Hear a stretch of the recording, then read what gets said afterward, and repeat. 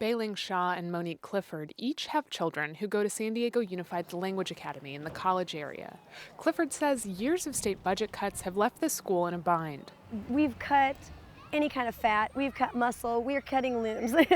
We cannot cut anymore. It's too devastating, it's destabilizing. Shaw agrees. Her son's fifth grade class has 41 students, but that's not the only problem. My son's elementary school has no music unless it's paid for by parent fundraising. My son's elementary school has no art unless it's paid for by parent fundraising. What Clifford and Shaw don't agree on is how to vote on Propositions 30 and 38 on November's ballot. Governor Jerry Brown is behind Proposition 30. That measure would raise sales tax by a quarter cent for the next 4 years and increase income taxes on Californians earning more than $250,000 a year by between 1 and 3%. Clifford, who's also a teacher at the Language Academy, says supporting Brown's measure is the fairest way to go because it won't cut far into middle-income pocketbooks. Parents, teachers have already been paying extra because they see what's needed and they've tried to meet those needs. And yet we're going to be willing to pay that extra sales tax. In addition to being a parent, Shaw is the regional PTA spokeswoman, and California PTAs have gotten behind Proposition 38, which is backed by wealthy activist Molly Munger. The measure would raise income taxes on all but the poorest Californians by between 0.4 and 2.2% for the next 12 years. Those taxes are expected to raise about $10 billion a year, but Shaw says that's just the start of the differences between the two propositions.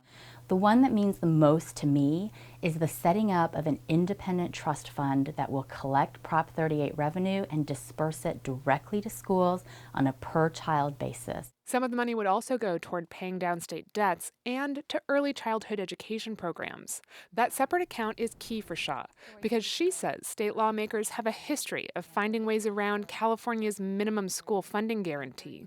The voters of California are sick of our schools getting ripped off by funds getting diverted out of the general fund for something else. Funds from the governor's Proposition 30 would go into a new account that would be part of the state's general fund. In future years, the money would free up other state funds for other programs, not necessarily increase funding for schools. But Clifford says that's part of why she supports the measure. We can't just think our schools need more money. Our schools need stable communities, and Prop 30 provides the extra support for public safety and health and human services. Our kids are not going to learn if they don't have basic needs met. If Proposition 30 fails, this year's state budget is set to cut $5.3 billion from the state's public schools and community colleges, $500 million from its universities, and about $100 million total from other state departments and local public safety grants.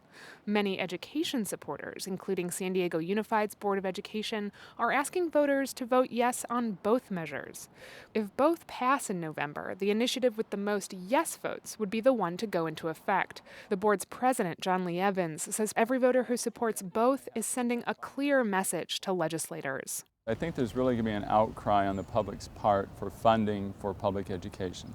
We rank number 47th in the nation in terms of per pupil funding, and this is just not acceptable. And I think the voters are really going to say, let's stand up and vote for anything that's really going to improve our schools.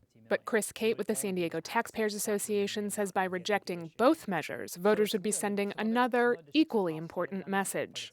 We already have the second highest income tax rate in the country. We have the highest sales tax rate in the country. He says if funding education is a state priority, it should be reflected in the budget. They should focus on that rather than wasting time, energy, and money on things like high-speed rail or other pet projects that they want to get done. Educators, students, parents, and taxpayers across San Diego County and the state are holding their breath, waiting to hear which message voters choose.